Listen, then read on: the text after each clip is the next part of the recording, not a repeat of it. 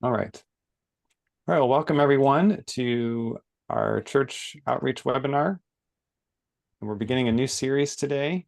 Glad to see some familiar faces and also some new faces as well. And we're going to be focusing the next 3 weeks on email newsletter nuts and bolts. Today, looking at how do you build a subscriber list. So just as we get started, just a few housekeeping items. We're going to look at the goals of this series and also I want to talk to you about I'll talk to you in just a moment about the church outreach group, which you're all invited to join. So the goals of these webinars is not to reinvent the wheel, not to be, novel or, do new things for the sake of being new, but it's to equip you with proven methods of outreach. And we use the definition of outreach that is found in the church planting manual of the Orthodox Presbyterian Church. As you know, Five More Talents works with 150 plus churches. Most of them, basically virtually all of them, are confessional Presbyterian and Reformed churches. We have a few Reformed Baptists in there and so forth, but it's mainly Presbyterian and Reformed folks that we serve. And a lot of OPC churches, a lot of PCA churches, a lot of ARP churches. And so the OPC Church Planting Manual has some pages in there, and it talks about outreach. And I think this is helpful for church plants, but it's also helpful for established churches. And the 4 things it talks about are the things that we talk about in these webinars. First, advertising. So, and I think it's next month, actually, we're planning to do a series on Facebook advertising, which is just one of many different forms of advertising a church can use. We're going to be focusing this month on publishing newsletters, which are a very, very helpful follow-up tool. Later on this year, before the end of 2024, we're planning to talk about ways to promote public meetings, seminars, and conferences. Sometimes churches do special things revolving around, the holidays that are celebrated in, October, November, December. So thought that might be timely. And then the 4th is distributing recordings and transcripts of sermons and teaching. So these are tried and true methods of outreach.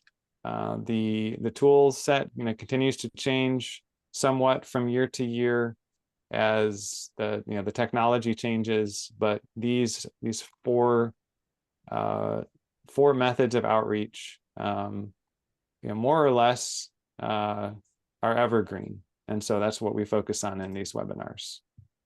So let me go ahead and talk to you about the church outreach group. So I'm going to go ahead and put a link to this in the webinar. When you give webinars like this, when you come to webinars like this, there's always got to be some kind of a little ad. So this is my little ad. And but this is for something free. It's the church outreach group. And some of you, I think, have already joined this, but you just follow that link that I put in the chat, school.com/church-outreach-group. You'll see a button where you can request to join. You can see there's a place where there's discussion threads that we're creating. There are 21 members so far and growing. The big thing that I definitely want to highlight, and the big reason to join this is the classroom. So in the classroom, we have recordings of the series that we just finished, which is Local SEO for Churches. So you can go through these and it'll walk you through how you can improve the online search visibility of your church. Each of these are, detailed, 40-minute long videos. And let's see, what else do we have in the church outreach group? There's sermon publishing. So this is a seven-part masterclass really in how do you build out a sermon library on your website that actually has the potential to increase your website traffic by 5 times what it is today, 10 times what it is today. And this is very detailed. Each of these videos is about an hour long. And you can see there's 7 of them. And these are based off of webinars that we did earlier this year. But that's the best way to get access to the webinars that you missed in previous months, is to join the church outreach group. So I've put that link in the chat. I will put it in there one more time. And please join that. It's free. If you're a 5 More Talents customer, you get free access to these courses and the new ones we're going to continue to add through the end of 2025. These classes, we're going to make them available to non-website customers as well, but if we're going to charge $100 a month for those who are not 5 More Talents website customers. So this is kind of a big bonus that you have for being a 5 More Talents customer. All right, any questions about joining the church outreach group before I continue on? All right. So I'll rely on other members of the 5 More Talents team who are in here to just flag me or something if you see see a question in chat or something like that. All right, so just a little glimpse ahead on the schedule of these before we get into today's topic of email newsletter nuts and bolts. So October, the plan is to do Facebook advertising. It'll be 3, possibly 4 parts. And then in November, we're planning to do a series on outreach, event promotion, and follow-up. And as part of that, we may do, if there's enough interest, as part of the follow-up, we may include some instruction on how to do text message based follow-up. So there's some tools that make it really accessible to send out text messages to to a list of people. So, but we're also talking about promoting those events as well. All right, so let's get into today's topic, newsletters. And I'll share this first. So this is directly out of the church planting manual of the OPC that was published in 2008, 2009, I think, somewhere in there, written by Ross Graham, who was, I think he was the stated clerk of the General Assembly or something like that. But anyway, he put this manual together in 2008. You can find the full manual on the OPC's Committee on Home Missions and Church Extension, and it's a really good resource. And you can see what it has to say about newsletters. And I think I just want to highlight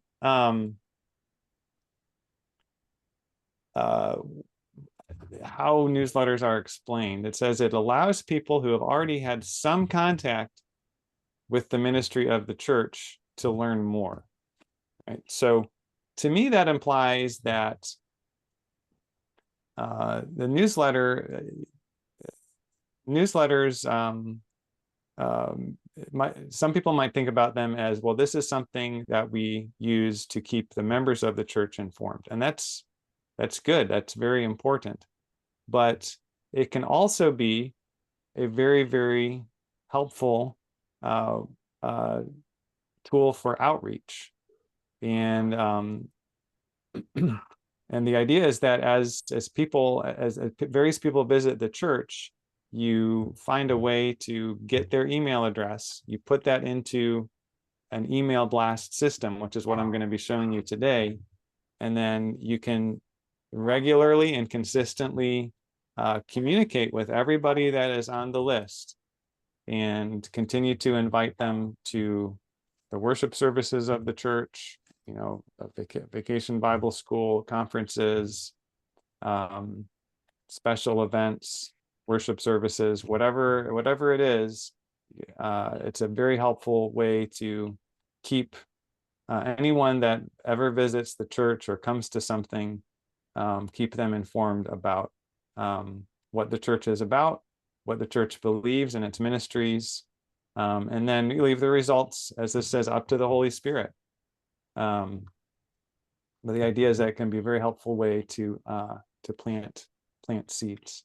So before I go further, I'm going to run a poll. See if this will work. So you should see a poll on your screen, and the poll has 2 questions. And the first question, you got to read these carefully because they're very, very similar. The first question asks, how often does your church send an email newsletter to church members? And the second question asks, how often do you send an email newsletter to church visitors? Right. The first question is, how often do you send an email newsletter to church members? The second one is, how often do you send an email newsletter to church visitors? All right. So the possible answers are weekly, at least twice a month, monthly, occasionally, or never. All right. So we'll give you about 10 more seconds to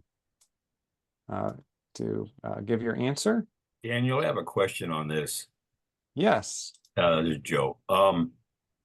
So newsletter, we send out a weekly bulletin email to our members about our worship service on the Lord's Day with links to it. Yeah. Is that what you're talking about, or are you talking about something separate? I think that would qualify as it sounds like a weekly email newsletter to church members. Okay. All right. Yeah. Yep. Just something that it's just yeah, I would call that a weekly newsletter to church members. All right. So I'm going to go ahead and read off what I'm seeing here.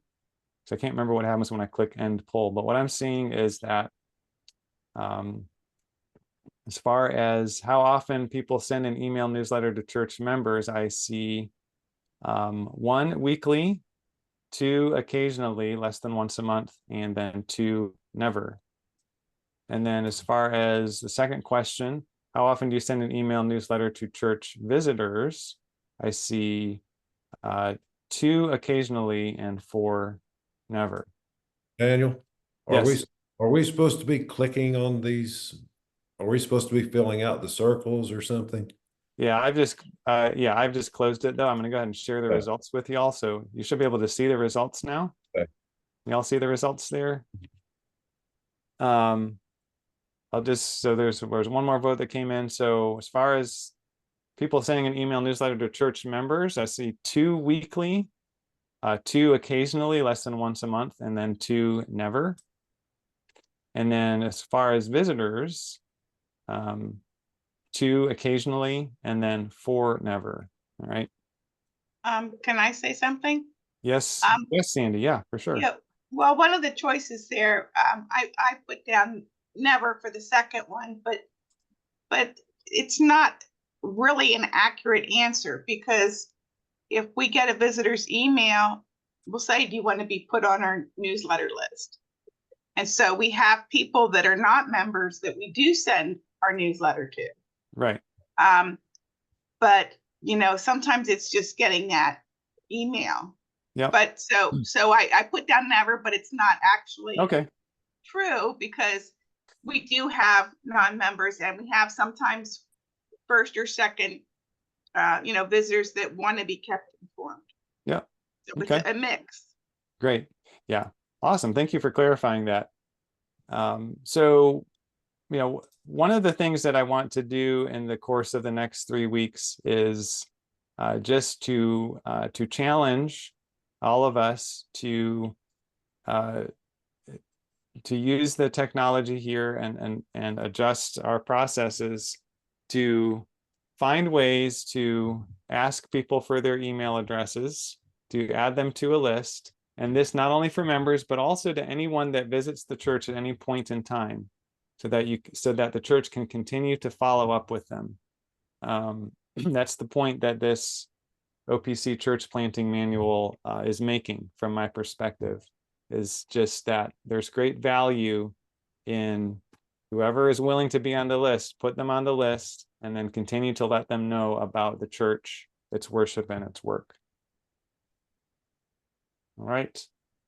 So I'm going to be advocating for in this next 3 weeks, just to lay my cards on the table, of the notion of having one list for members and then one email list for visitors, to kind of have, so that way you can use the member list. Maybe you could include like prayer requests or something on that. But then if you send something to visitors, you may not want to include the kind of those specific personal prayer requests as an example.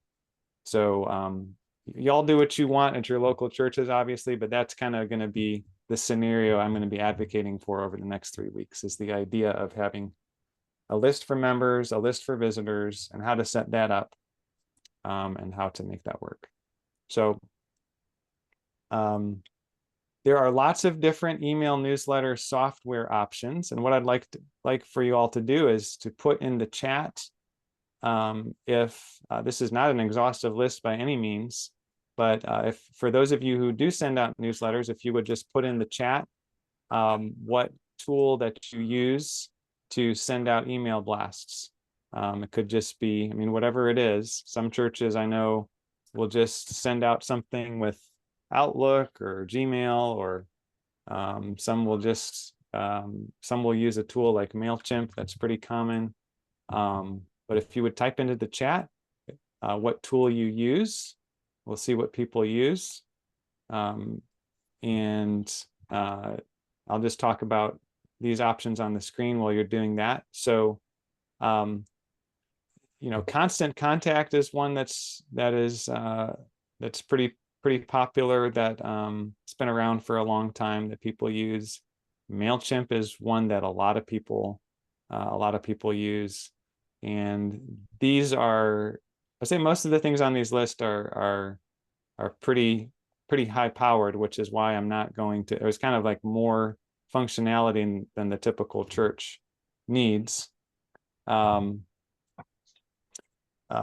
that's not what I'm going to talk about, but just to let you know, there are like literally dozens and dozens of these types of tools that are out there. So I'm seeing in the chat, I see Gmail, I see Constant Contact, Outlook, MailChimp as well. So yeah, those are the most common ones that I have heard people use. So what I'm going to be showing you is a WordPress plugin that allows you to manage a list of subscribers, actually multiple lists of subscribers. So again, I'm just encouraging you to think of the idea of having a list of church members and regular attenders, if you want to throw those in there as well. And then a separate list of visitors, right? List for members, a list for visitors. So MailPoet, one of the things about it, as you'll see, it's right there in your WordPress dashboard, the same place where you upload your sermons, same place where you add your events. MailPoet is right there, so it's very convenient. It allows you to manage subscriber lists, and it also allows you to create visually appealing emails as well, as we'll be seeing in the future weeks. So any questions on that so far before I get into the nuts and bolts?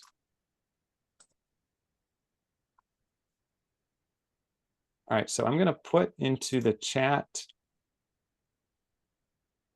some more links. Actually, I'll just put one link here. Well, yeah, one link. Let's see here. Okay. So the one link that I'm putting takes you to a page that has all of the different how-tos I'm about to cover. So today we're going to look at installing and configuring MailPoet for WordPress. Actually going to come to that last.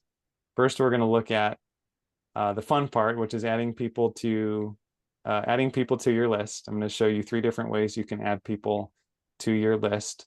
And if you've used, MailPoet or Constant Contact, something like that, or sorry, MailChimp or Constant Contact before, this will look very similar to you. You'll see it's quite straightforward. But yeah, that link that I sent, I put in the chat, just takes you right to this list, and it just, as if you click on them, you'll see that each of those tutorials gives you a visual step-by-step. Here's what you click on, in what order. So we try to break things down in step-by-step for everybody. All right, so first thing we're going to look at is how do you add subscribers individually? So this assumes that you already have MailPoet installed. And again, after I show you just how to use it, I'm going to actually show you what the installation process looks like. And as you see there in the chat, the free bonus that we're offering today is you can contact our support, and we can install the plugin for you so that you can walk through these steps on your own time if you don't already have MailPoet installed. So I will put those links to where you can request support. I think most of y'all probably know them, but there they are. You can email support@5moretalents.com or contact 5moretalents.freshdesk.com. Or you can go into the church outreach group and you can post something here. We can help you that way. All right, so let's look at how do you actually add people to your list. So let's a good place to start if you're starting from scratch, you've never sent out any newsletter to your members or to visitors, would probably just be to start out by emailing your visitors, or sorry, your members, but it's up to you. So you come to MailPoet, you click on subscribers, and you click add new. You'll see this is very simple. And here you just put in the email address, the first name, the last name, status is subscribed, and then you'll just select the mailing list, and then you click save. So it's very easy. And there you already have the first subscriber. All right. Now, if in most cases, that's probably going to be pretty tedious to put them all in like that. So if you have a bunch of email addresses that you want to put in, I recommend using this import option. So here, to do that, you click import, and it will give you this warning message, and it's just saying don't put in invalid email addresses. Make sure that they are real email addresses that that you know that they work. It doesn't have to be 100% perfect, but it's saying that if over 10% of the email addresses turn out to be invalid, then they're not going to allow you to keep sending until you fix the problem. Okay, so there's different ways that you can import subscribers. Probably the thing that I recommend in most cases is just to build a simple spreadsheet. Like the one you see here on the screen, you can just have 3 columns. The first one should be the email address. Second one should be the first name, and then the last one should be the last name. And you should separate first name and last name. Okay. Once you have that, I'm using Google Sheets here, but if you're using Microsoft Office or some other tool, there's going to be a similar option to this. So I'm going to download this as a comma-separated values format. This is a very common format that's used for this kind of thing. And now that that's downloaded, then you can click upload to file, and I'm just going to drag and drop it right there. and we'll click next step. And now you gotta pick the list that the people are on, or that they should be subscribed to. And here you want to set them to be subscribed. These two relate to what it should do if it detects that there's somebody that's already subscribed to the list. So I would recommend sticking with the defaults. And updating their first name and last name. Now, if you really want to be super organized and have a good paper trail, then I recommend that you just add a tag to just indicate that, hey, these are all part of the import that I'm doing on such and such a date. All right. And this is a short list, so it didn't take very long. But this kind of thing computers are really good at. So even if you have 100 subscribers that you're adding, it shouldn't take more than a couple seconds. And you can see here now we can view the subscribers. So now we are up to 5 subscribers. All right. So if you're just getting started with MailPoet, this is probably going to be one of the first things that you're going to need to do is get all your subscribers on the list. Any questions on this so far? Right, look at the third way to get subscribers onto your list.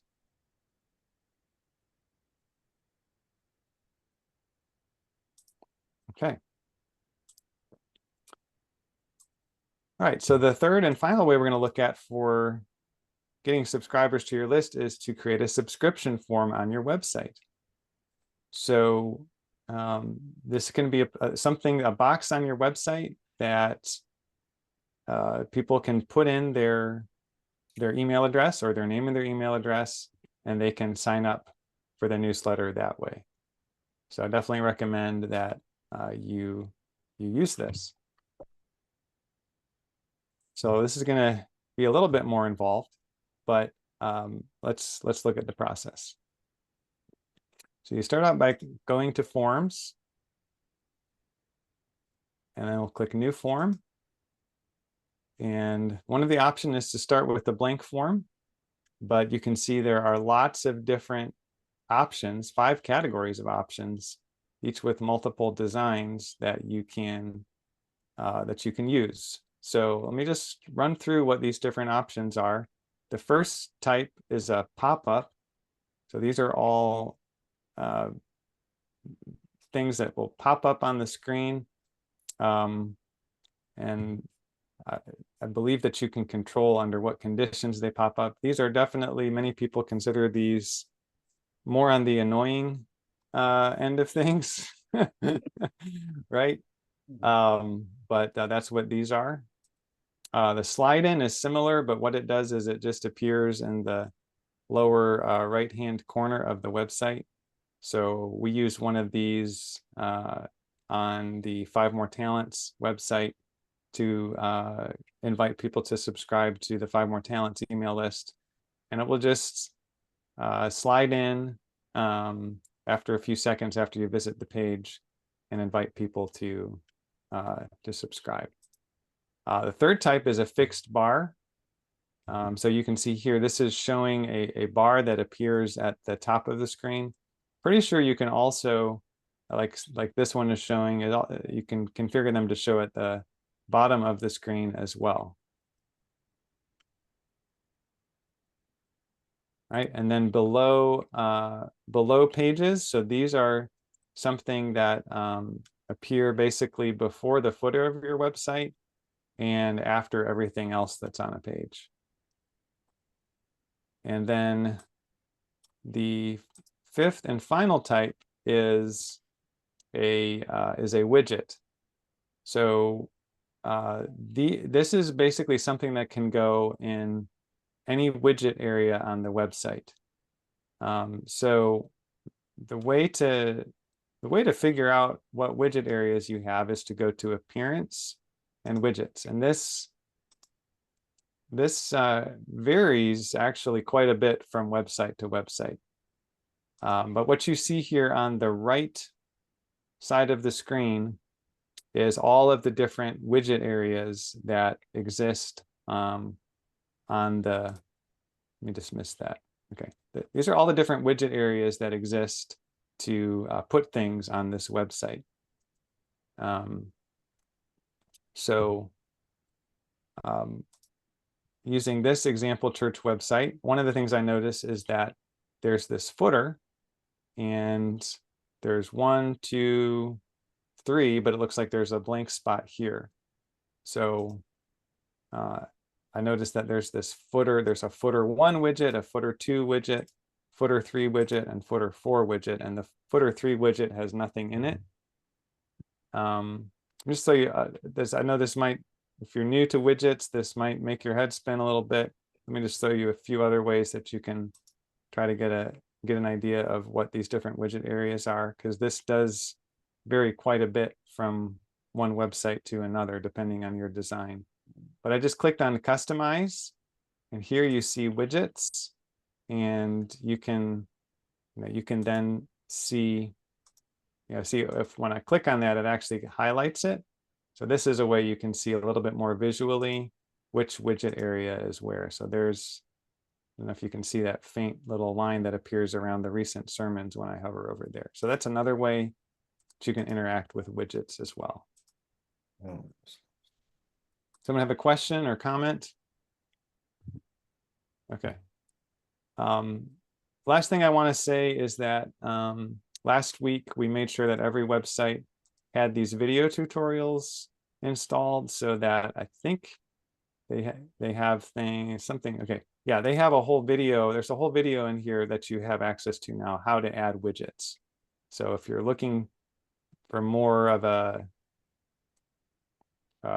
crash course in how to add widgets to your site, then I would log into your site, go to video tutorials, and look for how to add widgets.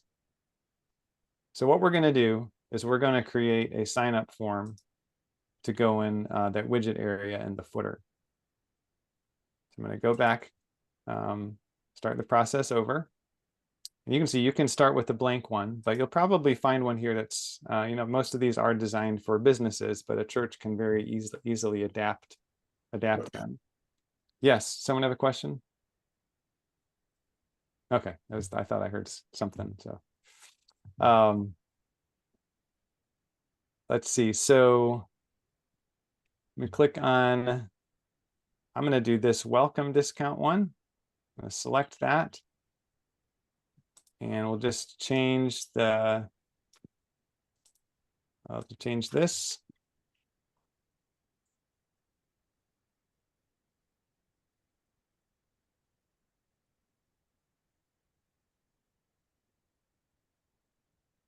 We'll move that. Let's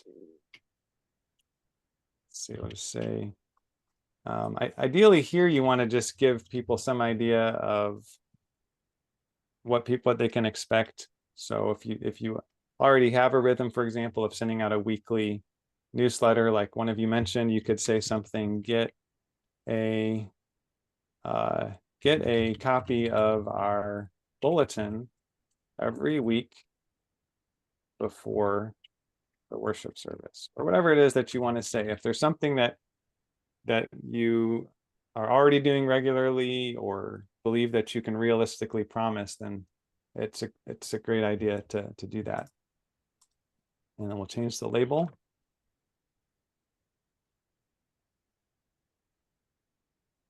All right, and then what else we got to do?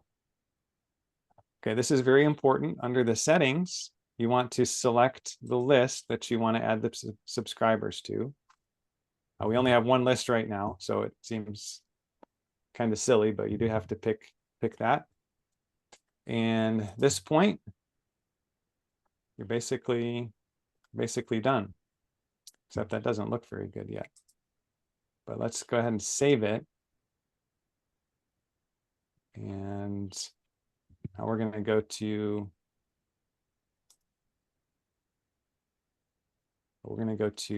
let's go to the customizer. And let's add it to the footer, footer 3. Right, and what you're looking for is the MailPoet form widget. Okay. All right, so there's the one we just created. It turns out it doesn't look very good. You can barely read the text. So I did not know that was going to happen when I chose that one. So there was one that I created yesterday that is there now. And so this point, you could just use that one. And you can choose what to do with the title. You could get rid of the title.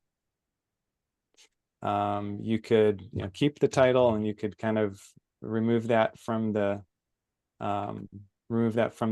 form itself. But that's the basic idea. That is the basic idea of how you add a subscription form to your website. All right.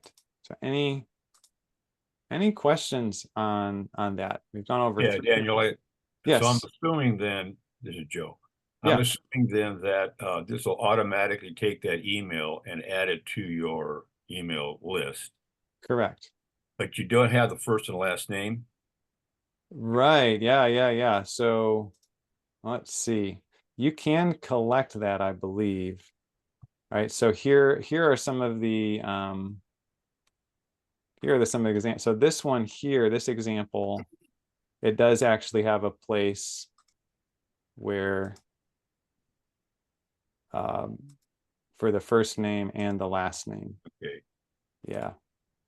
So yeah, so if we went and looked at your email distribution now, we would just see the email, but we wouldn't see any first or last name after it. That's what I'm assuming. You had 5 in there now, so I'm assuming now you've got 6. well, there's only 5 because no one used the form yet. Oh, okay. All right. Yeah. Right. Yeah. Once someone filled that out, it would be with that form that we just created. Right. It would that one would only collect their email address. It wouldn't collect their first name and last name. Okay. And I don't want to get ahead of you here, but I'm concerned about CAPTCHA, phishing emails. Is there a way? Are you going to talk about that, or maybe at another time? That's a good, that's something I'm going to have to research a little bit more. So, one of the things that you'll see in a moment when I get to this final thing I'm going to show you is that the way that MailPoet works is it actually, it's a WordPress plugin that connects to an external service, also called MailPoet. So they may, I don't know, that they may do some spam filtering that way. But I'll have to, that's a great question. You're exactly right. Oftentimes when you put out these forms, the first thing and the main thing you start getting a lot of is spam. Right. So we definitely need to have a good solution for that. Yeah. So any other questions on this before I get to the last step?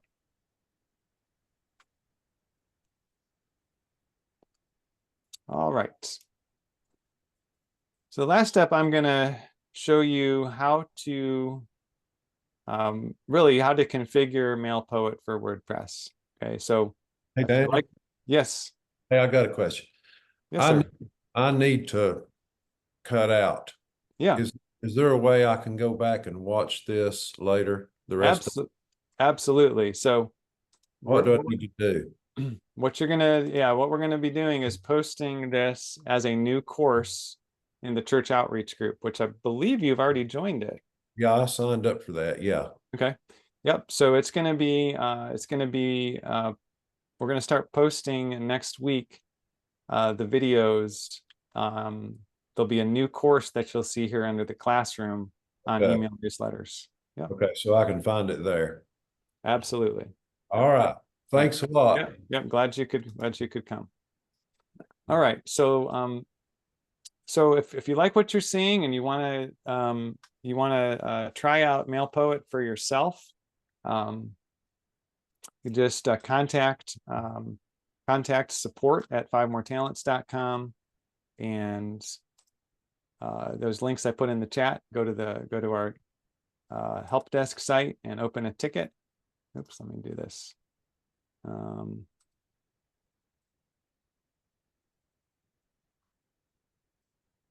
You can email support@5moretalents.com, or you can go to 5moretalents.freshdesk.com and click new support ticket, and you can just ask for MailPoet to be installed on your website. So what I'm going to show you now is what you do next. So once let's say you've requested from 5 More Talents support to install the MailPoet plugin. We've done that for you. What you're going to see is you'll see MailPoet, and then you'll see a screen that looks like this. So there's a setup process that I'm going to walk you through. I will say an important prerequisite you really need for this is to have an email address that includes your domain name. So this is churchwebsitesetup.com. You would need an email address that's like newsletter@churchwebsitesetup.com, not just a newsletter@gmail.com. So that's a prerequisite. We can talk more about that in a few minutes if you have questions about that, but that is an important prerequisite for this, and we can help you with that. All right, so you just click the begin setup.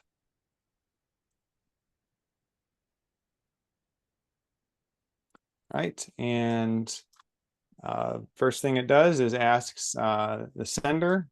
You could do something like just make it so that it's the name of the website. So you could put the name of your church there, but you do need to list a specific from address. So in this case, I've created an email forwarder called church website or newsletter@churchwebsitesetup.com. And then this just asks you to confirm your settings and do what you want with these things. I usually just click the check boxes. All right, now it says connect your MailPoet account. Connect your MailPoet account. So what is going on here? Well, like I said a few minutes ago, MailPoet is a WordPress plugin that connects to a MailPoet service, although you can also connect it to other email services if you're an advanced user. But MailPoet has a free account that includes up to 500 subscribers, which should be more than adequate for the average church. So that's what I'm going to show you.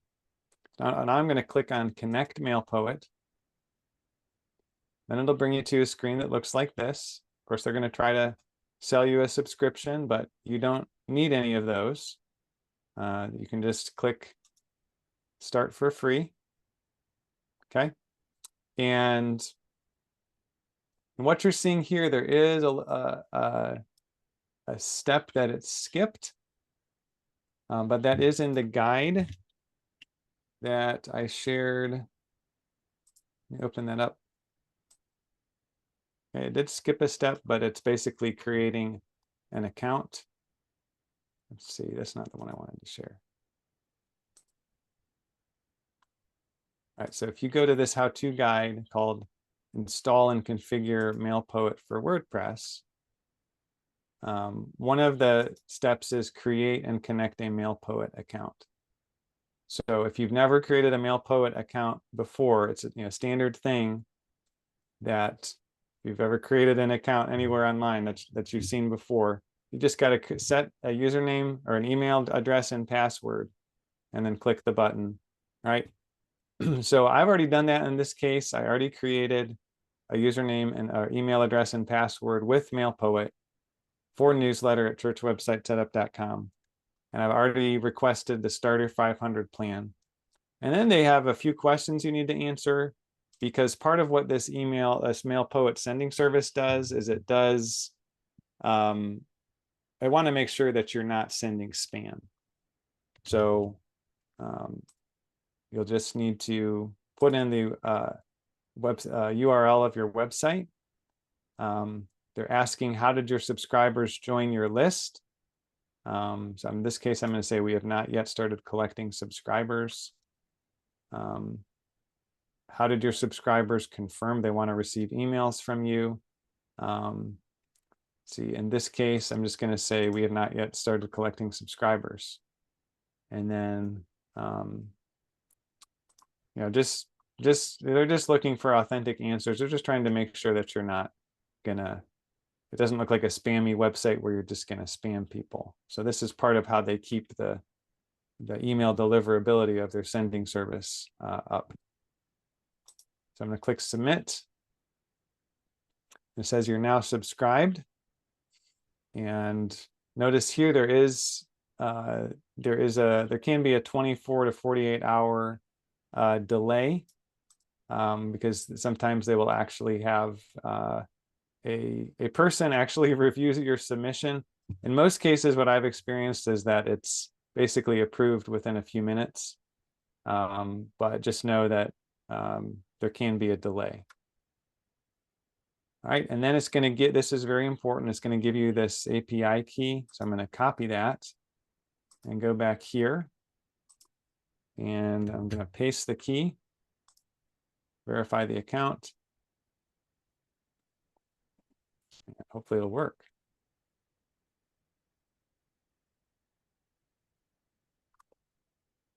Okay, looks like it worked. And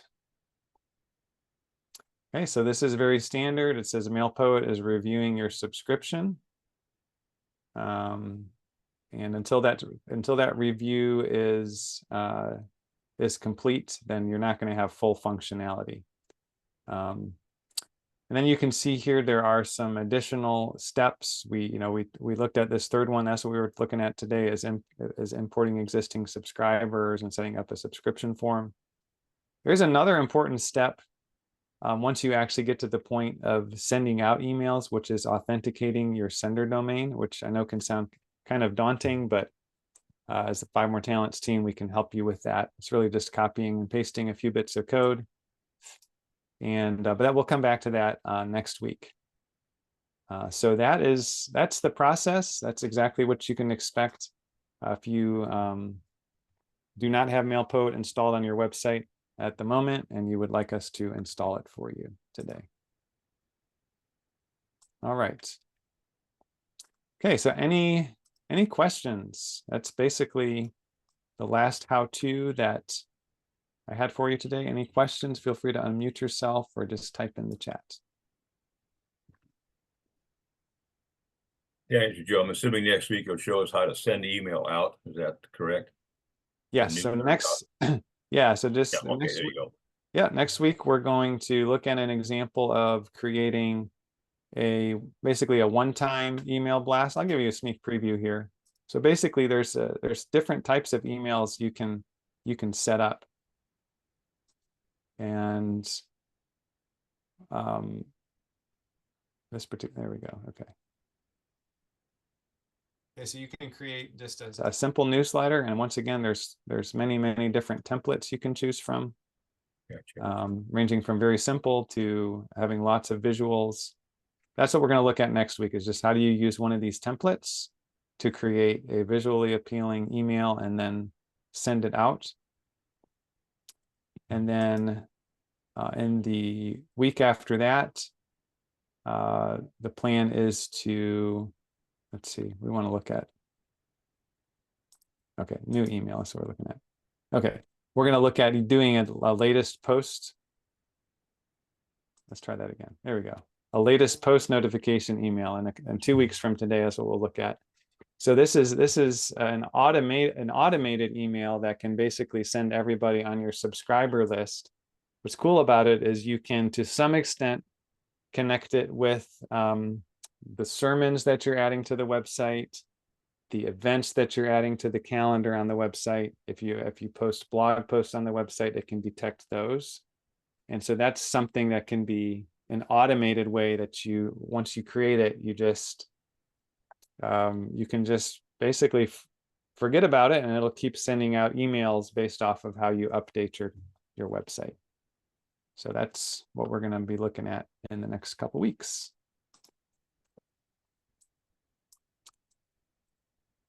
All right, any other questions today?